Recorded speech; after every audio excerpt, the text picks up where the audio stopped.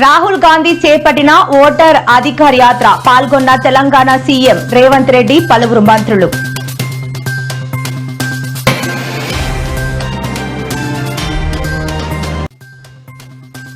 బంగాళాఖాతంలో 48 గంటల్లో అల్పపీడనం ఏర్పడే అవకాశం వెల్లడించిన వాతావరణ శాఖ అధికారులు.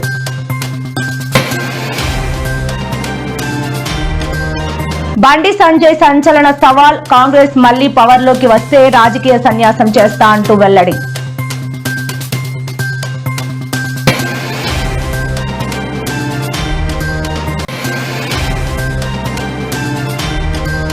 మంత్రి నారాయణ వైసీపీ సర్కార్పై సంచలన వ్యాఖ్యలు, రాష్ట్రంలో 100 కోట్ల స్కామ్ జరిగింది అంటూ వెల్లడి.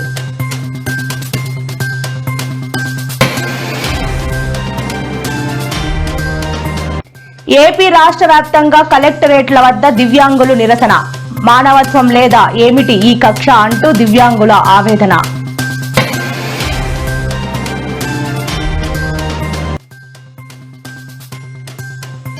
జూనియర్ ఎన్టీఆర్ వివాదంపై పయ్యావుల కేశవ్ స్పందన, ఆ అంశాన్ని కొనసాగించడం భావ్యం కాదని వ్యాఖ్య.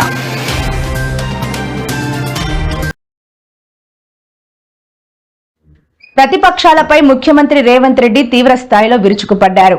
తెలంగాణలో ఏనుగులు, సింహాలు లేవని, ఫామ్ హౌస్లలో మానవ రూపంలో మృగాలు ఉన్నాయని, వాటిని పట్టుకుని బంధించాల్సిన అవసరం ఉందని సంచలన వ్యాఖ్యలు చేశారు.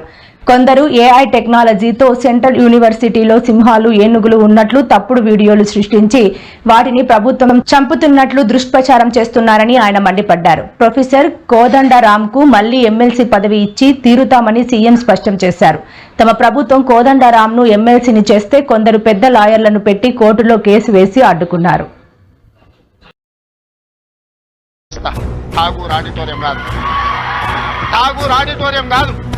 ఎందుకంటే మన ఇళ్ళల్లో మనం వుడ్ వర్క్ చేసుకున్నప్పుడు ఇట్లనే కనిపిస్తుంది, లాస్ట్కి ఇట్లా చూస్తే మొత్తం డొల్లయిగా అనిపిస్తుంది. తెలంగాణ సమాజానికి కూడా వాళ్ళు ముసుగేసుకున్న చెదల్లాంటి వాళ్ళు ఈ తెలంగాణ సమాజం కోరుకోరు. ఉస్మానియా యూనివర్సిటీని బతకనియరు. మళ్ళీ వచ్చిండ్రంటే ఆలోచనలకు కూడా వచ్చినా ఈ ఉస్మానియా యూనివర్సిటీని ఉంచరు. లేఅవుట్లు వేసి ప్లాట్లు అమ్ముకుంటారు తప్పితే ఉస్మానియా యూనివర్సిటీని ఉంచరు. ఎందుకంటే చదువుకోవద్దు. వాళ్ళ ఏకైక కుట్ర ఒక్కటే, గొల్లోళ్ళు గొర్రెలు పెంచుకోవాలి, మాదిగోళ్ళు చెప్పులు కుట్టుకోవాలి, గౌన్లోళ్ళు ఈదులు గీసుకోవాలి, ముదిరాజులు చేపలు పట్టుకోవాలి, వాళ్ళు మాత్రం దొరలు మాత్రం రాజ్యాలు ఏలుకోవాలి. గింతనే సింపుల్ ఫిలాసఫీ వాళ్ళది. నాది దానికి విరుద్ధం. మా పిల్లలు, మా తమ్ముళ్ళు, మా చెల్లెళ్ళు డాక్టర్లు, లాయర్లు, ఇంజనీర్లు కావాలి. ఈ తెలంగాణ సమాజం అభివృద్ధి చెందిన రాష్ట్రంగా 2034కు $1 ట్రిలియన్ ఎకానమీ, 2047కు $3 ట్రిలియన్స్ ఎకానమీ కావాలి అని అంటే మీరందరూ అభివృద్ధి సాధించాలి, చదువుకోవాలి. చదువు ఒక్కటే మీ తలరాతను. మళ్ళీ నేను వస్తా. ఠాగూర్ ఆడిటోరియం కాదు, ఠాగూర్ ఆడిటోరియం కాదు. మా వీసీ గారికి, మా పోలీస్ సిబ్బందికి చెప్తున్నా, ఆ ఎల్ల నేను వచ్చిన రోజు క్యాంపస్ లోపల ఒక్క పోలీసు కూడా పెట్టకండి. ఏ విద్యార్థులు ఏ నిరసన అయినా తెలపనియండి. నిరసన తెలిపే స్వేచ్ఛ కూడా వాళ్ళకి ఇద్దాం. ఆర్ట్స్ కాలేజ్ ముందు మీటింగ్ పెడతా, మీకు కావలసిన 100 కోట్ల నిధులు ఇస్తా. మళ్ళీ మీటింగ్ ఆర్ట్స్ కాలేజ్ దగ్గరనే. ఏమేం కావాలనో చెప్పండి, అన్నిటిని ఇచ్చే బాధ్యత నాది. దీన్ని ఒక అద్భుతమైన యూనివర్సిటీగా, ఈ యూనివర్సిటీ లేకపోతే తెలంగాణకు చరిత్రనే లేదు. తెలంగాణ చరిత్రను నిక్షిప్తం చేసే యూనివర్సిటీ ఉస్మానియా యూనివర్సిటీ. తెలంగాణ పదానికే ప్రత్యామ్నాయం ఉస్మానియా యూనివర్సిటీ. లోపల ఒక్క పోలీసు కూడా పెట్టకండి. ఇవాళ ప్రొఫెసర్ కోదండరాం గారిని ఎమ్మెల్సీగా చేసినాం. ఎందుకు? మీ సమస్యలు విని చట్టసభలలో ప్రస్తావిస్తాడని. కుట్ర చేసి సుప్రీంకోర్టుకి వెళ్ళి కొట్టేపించారు. నేను మళ్ళీ చెప్తున్నా, సార్ 15 రోజులలో మళ్ళీ ఎమ్మెల్సీకి పంపుతాం. మీ సమస్యలు విని చట్టసభలలో ప్రస్తావిస్తాడని. కుట్ర చేసి సుప్రీంకోర్టుకి వెళ్ళి కొట్టేపించారు. నేను మళ్ళీ చెప్తున్నా, సార్ 15 రోజులలో మళ్ళీ ఎమ్మెల్సీకి పంపుతాం. ఎవడంటే వస్తాడో చూద్దాం. ఎందుకంటే ప్రజాస్వామికంగా ప్రజల సమస్యల్ని ప్రస్తావించే వాళ్ళు చట్టసభలో ఉండాలనేది నా ఆలోచన. అలాంటి వాళ్ళని నువ్వు పంపించినప్పుడు వాళ్ళకు కూడా పదవి ఉండొద్దని సుప్రీంకోర్టు వరకు పోయి కోట్ల రూపాయలు పెట్టి పెద్ద పెద్ద న్యాయవాదులను తీసుకొచ్చి ప్రొఫెసర్ కోదండరాం సార్ని ఎమ్మెల్సీగా తొలగించారు. ఆంధ్రప్రదేశ్, తెలంగాణ రాష్ట్ర ప్రజలకు వాతావరణ శాఖ ముఖ్యమైన అప్డేట్ ఇచ్చింది. వాయవ్య బంగాళాఖాతంలో ఏర్పడిన ఉపరితల ఆవర్తనం కారణంగా రాష్ట్రంలోని పలు జిల్లాల్లో వర్షాలు కురవనున్నాయని తెలిపింది. రానున్న 48 గంటల్లో ఇది అల్పపీడనంగా మారే అవకాశం ఉందని, దీని ప్రభావంతో ముఖ్యంగా ఉత్తరాంధ్ర జిల్లాలో మోస్తారు నుంచి భారీ వర్షాలు పడొచ్చని రాష్ట్ర విపత్తుల నిర్వహణ సంస్థ హెచ్చరించింది. ఉత్తరాంధ్రలోని శ్రీకాకుళం, విజయనగరం, పార్వతీపురం, మన్యం, అల్లూరి సీతారామరాజు, విశాఖపట్నం, అనకాపల్లి జిల్లాల్లో అక్కడక్కడ మోస్తారు నుంచి భారీ వర్షాలు కురిసే అవకాశం ఉందని అధికారులు అంచనా వేస్తున్నారు. ఉత్తరాంధ్రలో భారీ వర్షాలు, మంత్రులు అనిత, అచ్చెన్న కీలక సూచనలు చేశారు.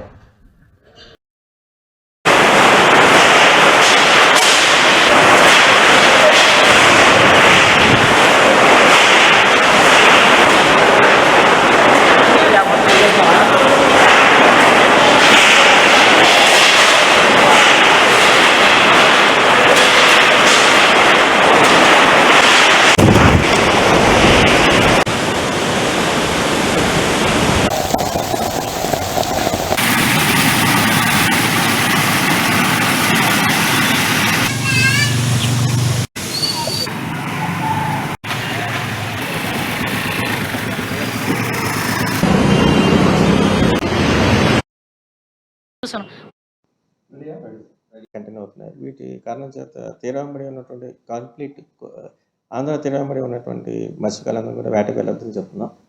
నెక్స్ట్ లాస్ట్ 24 అవర్స్ వరకు కూడా చూసినా కూడా ఒక మస్తు వర్షాలు అక్కడక్కడ మన కోస్తా జిల్లాలో నమోదవడం జరిగింది.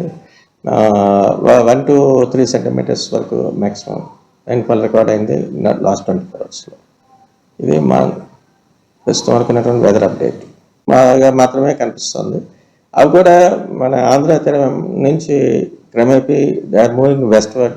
నిన్నైతే ఛత్తీస్గఢ్ చూసాం, క్రమేపీ విదర్భ, నెక్స్ట్ మధ్య మహారాష్ట్ర అటు వాళ్ళు దాని ప్రభావం క్రమేపీ మనకి దాని వల్ల వచ్చేటువంటి వర్ష ప్రభావం క్రమేపీ తగ్గిపోతూ వస్తుంది.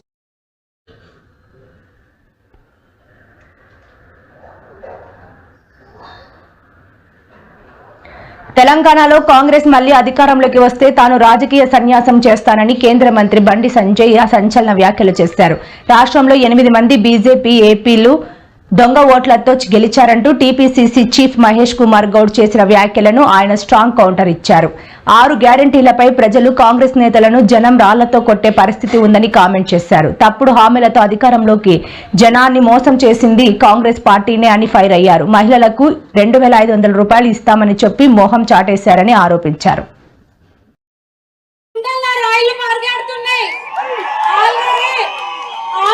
లోకల్ బాడీ ఎలక్షన్ లో డిపాజిట్లు కూడా రావన్నది వాళ్ళకి అర్థమైతుంది. అప్పుడు అసెంబ్లీ ఎన్నికల ముందు ఒక్కొక్క కాంగ్రెస్ కార్యకర్త ఒక సైనికుడై పోరాడినరు, మీరందరూ కొట్లాడినరు కాబట్టి ఈ రోజు మేము గెలిచిన ఎమ్మెల్యేల లెక్క. మిస్టర్ బండి సంజయ్ దేశ్ముఖ్, ఎక్కడ బీసీ అయ్యా నువ్వు? ఇలా ఒక్క మాటన మాట్లాడుతున్నావు బీసీల గురించి? రేవంత్ రెడ్డి మొనగాడు 42% రిజర్వేషన్ ఇచ్చింది. రోహింగ్యాలు ఎప్పుడొచ్చారు దేశంలోకి? 2014 కన్నా ముందు ఇతర దేశాల నుంచి వచ్చిరు. ఇవాళ కాంగ్రెస్ పార్టీ ప్రభుత్వం అధికారంలో ఉంది. ఫ్లైట్ల రాలో బార్డర్ దాటి వచ్చిరు. ఫెన్సింగ్ ఇప్పుడు కట్టిస్తున్నారు. నరేంద్ర మోడీ ప్రభుత్వం ఫెన్సింగ్ కట్టిస్తున్నది. ఇప్పుడు సరిహద్దు రాష్ట్రాల్లో భద్రత పెంచినాము, ఫెన్సింగ్ స్టార్ట్ చేసినాము. కాంగ్రెస్ పార్టీ హయాంలో ఇతర దేశాల నుంచి రోహింగ్యాలకి వచ్చిర్రు. మోడీ గారి ప్రభుత్వం వచ్చిన తర్వాత వితౌట్ పాస్పోర్ట్ అనుమతి లేకుండా ఇతర దేశాల నుంచి వచ్చిన వెంటనే పంపాలని చెప్పి అన్ని రాష్ట్రాలకు ఆదేశాలు జారీ చేసినాం. పార్లమెంటు నియోజకవర్గాల్లో ఆ ఓటర్లను అవమానించినట్ట కాదా?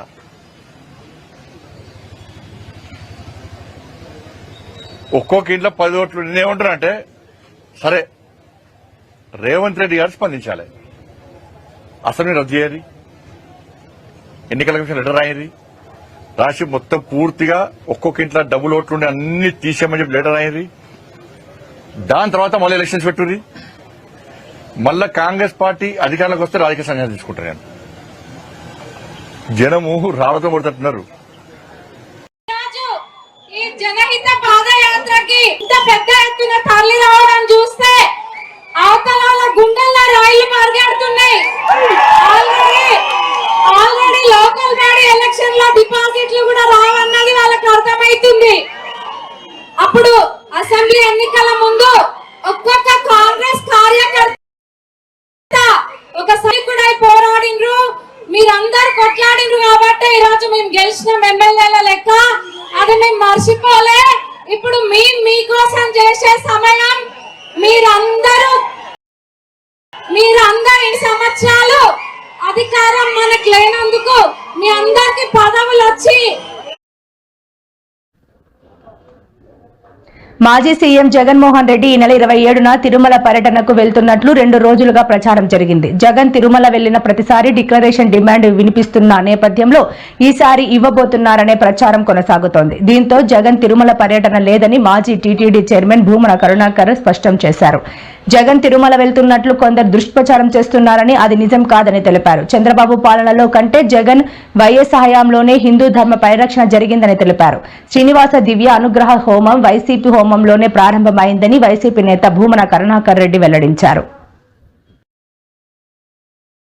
జగన్మోహన్ రెడ్డికి సూటిగా అడుగుతున్నా, జగన్మోహన్ రెడ్డికే కాదు వాళ్ళ తాలూకా నాయకులందరికీ కూడా ఒక్క బైండ్ ఓవర్ అయినా మేము చేసామా? ఒక్క నాయకుడినైనా హౌస్ అరెస్ట్ చేసామా? ఒక్క నాయకుడినైనా ప్రివెంటివ్ అరెస్ట్ చేసామా? ఒక్క నాయకుడి ఇంటి దగ్గర పోలీస్ పహారా ఏమైనా ఉందా? కనీసం ఎక్కడైనా మీకు ఆయన ఎయిర్పోర్ట్ లో నుంచి దిగిన తర్వాత మళ్ళా అక్కడికి వెళ్ళినంత వరకు కూడా అతనికి భద్రత నిమిత్తం ఉండే పోలీసులు తప్పించి పోలీసులు భారీగా మోహరించిన పరిస్థితులు ఏమైనా ఉన్నాయా? అంటే చాలా క్లారిటీగా క్లియర్ గా ఎందుకు మేము ఆ నోటీసులు కూడా ఇవ్వాల్సి వచ్చింది అంటే కేవలం అక్కడ బ్రహ్మోత్సవాలు జరుగుతున్నాయి. ఈ కల్తీ నెయ్యి మీద సిట్ కూడా ఏర్పాటు చేయడం అయింది. ఒక పక్క నుంచి జగన్మోహన్ రెడ్డి మీద ఉన్న కోపంతో కొన్ని మంది ధార్మిక సంఘాలు కూడా కొన్ని సోషల్ మీడియాలో కొంతమంది మెసేజ్లు ఫార్వర్డ్ చేసుకున్నారు. అందరికీ నమస్తే. నేను మీ కీర్తన, జనసేన పార్టీ రాష్ట్ర అధికార ప్రతినిధి. గత కొద్ది రోజులుగా మనందరి మనసులో కలిసివేస్తున్న ఇన్సిడెంట్ ఏంటంటే స్వామివారి ప్రసాదం కలుషితం కావడం. దీనికి అప్పట్లో ఎవరైతే పదవుల్లో ఉన్నారో వాళ్ళు ఇచ్చిన టెండర్ల పుణ్యమాన ఈ కల్తీ అయిన నెయ్యి స్వామివారి ప్రసాదాల్లో కలవడం, దానికి కారకులైన వారు ఇప్పటికి కూడా ఆ తప్పును తెలుసుకోకుండా ఇంకా నిస్సిగ్గుగా వాళ్ళు సమర్థించుకునే ప్రయత్నం చేస్తూ ప్రభుత్వం పైన దుమ్మెత్తి పోస్తూ మాట్లాడుతుంది.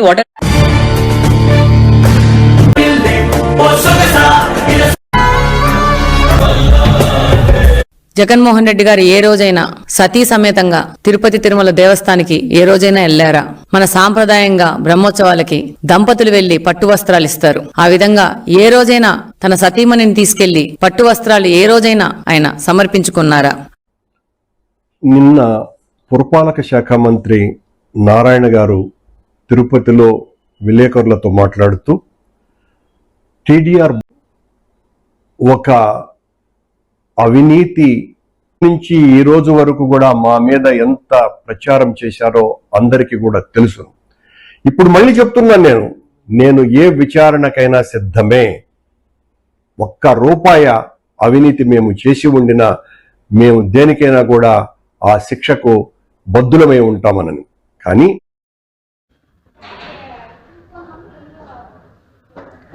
గత ప్రభుత్వంలో టీడీఆర్ బ్రాండ్స్ లో స్కామ్ జరిగిందని, దాదాపు 100 కోట్లకు పైగానే ఉంటుందని మంత్రి నారాయణ అన్నారు. తిరుపతిలో పర్యటించిన ఆయన తణుకులోనూ 700 కోట్ల అవకతవకలు జరిగాయని తెలిపారు. భూములో ఒక చోట ఉంటే వాటి డోర్ నెంబర్లు వేరే చోట ఉన్నాయన్నారు. 5 ఏళ్లు పాలించిన జగన్ రాష్ట్రాన్ని అప్పుల పాలు చేశారని ఆరోపించారు.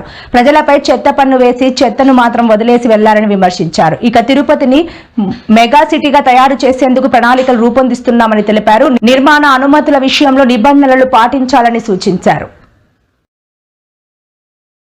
మున్సిపల్ కమిషనర్స్ అందరికీ చెప్పడం జరిగింది. 0 human life loss is first our target. ఏ ఒక్కరు కూడా చనిపోకూడదు. తర్వాత లో లయింగ్ ఉండే వాళ్ళని షిఫ్ట్ చేసి వాళ్ళు ఇబ్బంది పడకుండా ఫుడ్ కావచ్చు, వాటర్ కావచ్చు, తర్వాత వచ్చి టైర్ కూడా సప్లై చేయడానికి ఏర్పాట్లు కూడా చేసుకోమన్నాం. వాటర్ ప్యాకెట్స్, మిల్క్ ప్యాకెట్స్ ఇలాంటివన్నీ డబ్బులు వస్తాయి. మనం తీసుకోండి 10 రోజులు కంప్లీట్గా 33 వార్డులు విజయవాడలో నీళ్ళలో ఉన్నాయి. ముఖ్యమంత్రి గారు ఇచ్చింది ఏంటంటే 0 హ్యూమన్ లైఫ్ లాస్. ఇవన్నీ యాక్చువల్గా బాటిల్ నెక్స్ట్ క్లియర్ చేయమన్నాం కావచ్చు, లేదా మన మనుగోలు loss is first our target. ఏ ఒక్కరు కూడా చనిపోకూడదు. తర్వాత లో కింద 20 అడుగులు.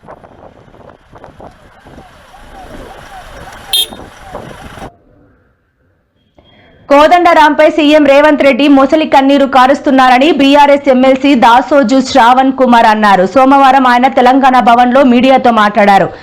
ఓయూలో సీఎం సొల్లు పురాణం మాట్లాడారని, ఆయనను హీరోగా పెట్టి ఆహానా పెళ్లంట సినిమా తీయాలని ఎద్దేవా చేశారు. కోదండరాం అంటే అంత ప్రేమ ఉన్నప్పుడు ఆయనకు సీఎం పదవి అప్పగించాలని సూచించారు. సీఎం పదవికి రేవంత్ కు మించి కోదండరాం అర్హులని పేర్కొన్నారు. కోదండరాంతో మంత్రిగా ప్రమాణ స్వీకారం చేయించాలని, జూబ్లీ హిల్స్ ఉప ఎన్నికల్లో నిలబెట్టాలని డిమాండ్ చేశారు. దమ్ముంటే ఓయూకు 1000 కోట్లు ఇవ్వాలని డిమాండ్ చేశారు.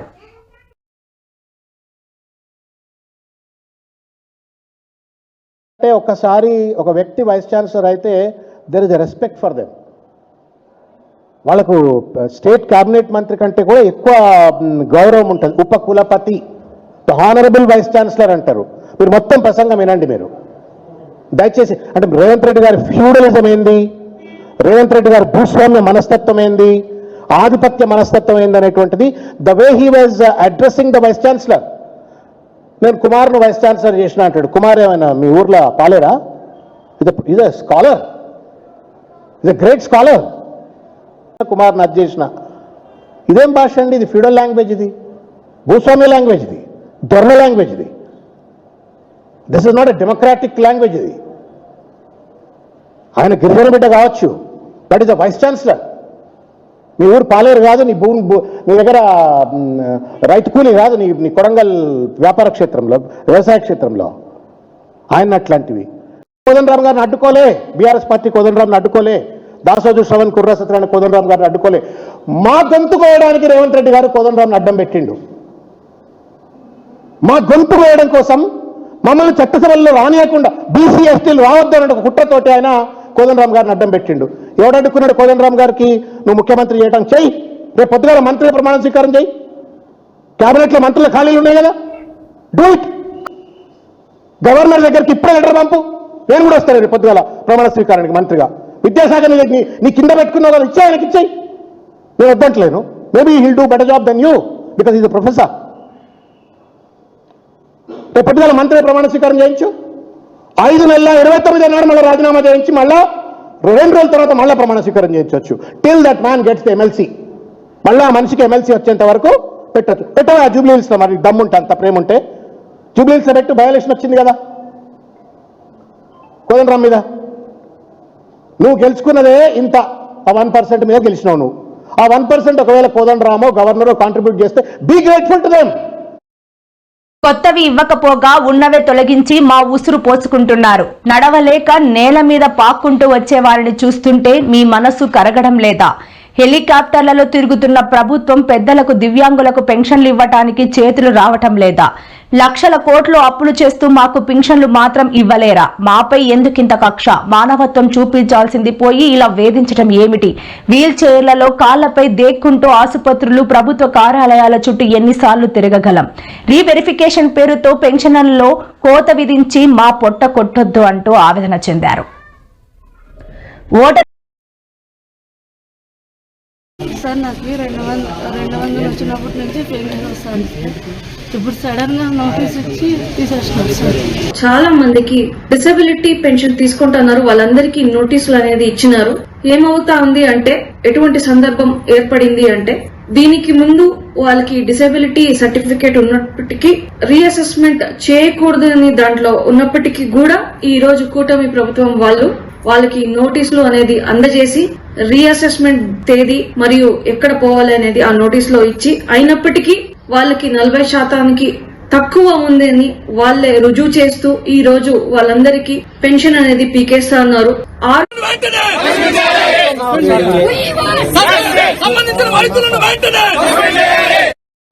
మరి ఎందుకనే తెలియలేదు. దాన్ని ఎందుకు తీసేస్తారో, మీరేమో చేస్తారో మరి మీ ఇష్టం అయ్యా. న్యాయం చేయాలని కోరుకున్నాం. మీరు న్యాయం చేస్తారని మీ అందరికి ఓటు గెలిపించేందుకు మాకు ఈ రకంగా చేస్తున్నారు మిమ్మల్ని.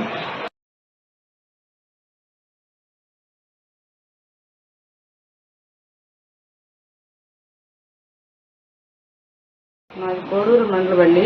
కోడూరు గ్రామం 8వ వార్డు, గోపిత నాగమణి అండి నా పేరు. నాకు 2006 కాడి నుంచి అప్పుడు నేను 200 కాడి నుంచి కన్ను లేదు, కన్ను శాంతం లేదు. అయినా కానీ నాకు డబ్బులు ఇవ్వడం మానేశారు, లేదని చెప్పారు.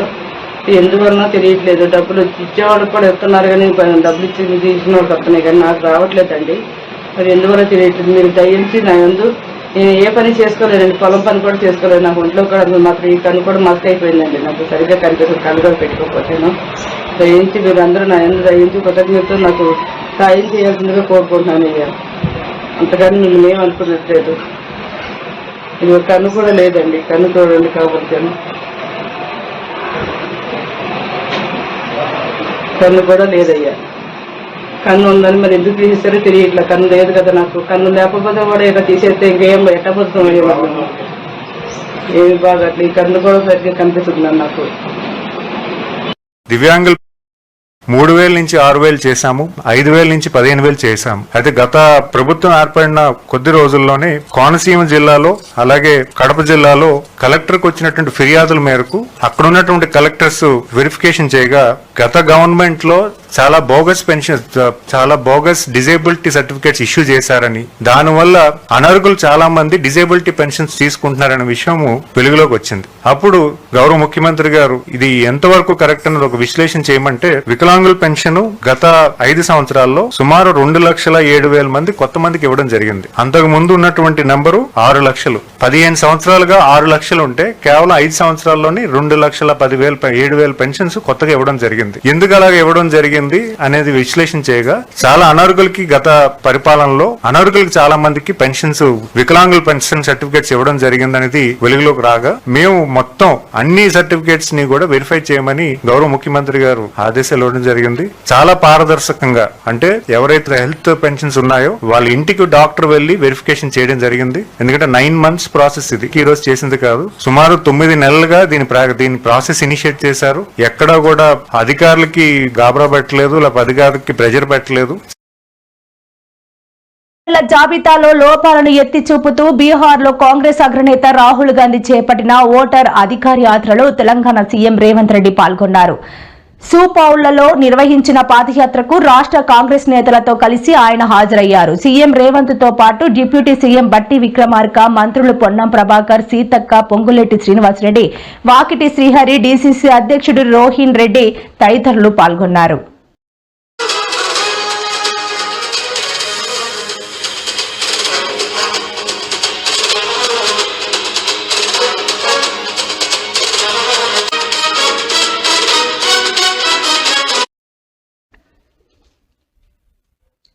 అరుణాచల్ ప్రదేశ్ లో కొండ చర్యలు విరిగిపడి 2 వాహనాలు ధ్వంసమయ్యాయి. బండరాయి ఒకటి కొండపై నుంచి దొర్లుకుంటూ రావటం గమనించిన వాహనదారులు అప్రమత్తం కావడంతో ప్రాణ నష్టం తప్పింది. పశ్చిమ కామెంగ్ జిల్లా సప్పర్ క్యాంప్ ప్రాంతంలో సోమవారం మధ్యాహ్నం ఈ ఘటన చోటు చేసుకుంది. కాగా కొండపై నుంచి రాళ్లు పడుతున్న వీడియో ప్రస్తుతం సోషల్ మీడియాలో వైరల్ గా మారింది. రాళ్లను గమనించిన వాహనదారులు వేగంగా వెనక్కి రావడం, తోటి ప్రయాణికులను హెచ్చరించడం వీడియోలో కనిపిస్తోంది. ప్రాణ భయంతో కొందరు ప్రయాణికులు వాహనాల నుంచి దిగి వెనక్కి పరుగులు తీశారు.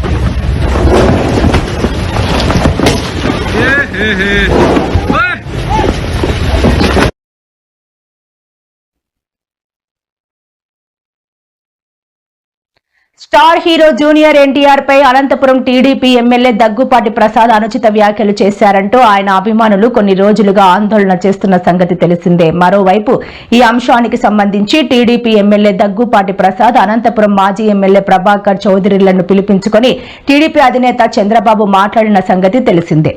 ఈ అంశంపై ఏపీ ఆర్థిక మంత్రి పయ్యావుల స్పందించారు. జూనియర్ ఎన్టీఆర్ గురించి తాను ఎక్కడా ఏమీ అనలేదని ఎమ్మెల్యే ప్రసాద్ చెప్పిన తర్వాత కూడా ఈ అంశంపై వివాదాన్ని కొనసాగించడం భావ్యం కాదని అన్నారు.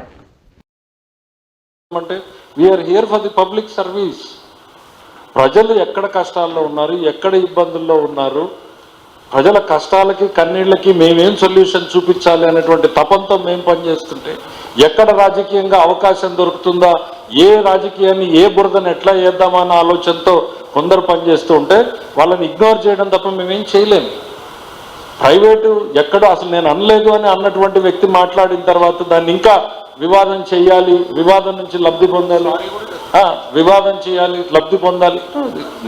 క్లియర్గా ఆయన పబ్లిక్లోకి వచ్చి నేను అనలేదు, నేను సారీ, దాని పట్ల ఆ వివాదాన్ని ఆయన తెరదించేటువంటి ప్రయత్నం చేస్తే మీరు ప్రజల కోసం, ఆయనేమో ప్రతిపక్షంలో ఉన్నాం మేము తిట్టేదే అని చెప్పి ఒక ఆయన వెళ్ళిపోతాడు, మాకు నెగిటివ్ వార్తలు ఇంపార్టెంట్ అని మీరు మాట్లాడతారు. ఎట్లా జిల్లా గురించి కొంచెం పాజిటివ్ ఆలోచన, కొంచెం అప్రిషియబుల్ థింగ్స్ దెర్ ఆర్ 100 జరిగాయి, ఇంకా ఈ జిల్లాకి ఇవి చేస్తే బాగుంటుందని చెప్పండి, సంతోషపడతాం. Okay next.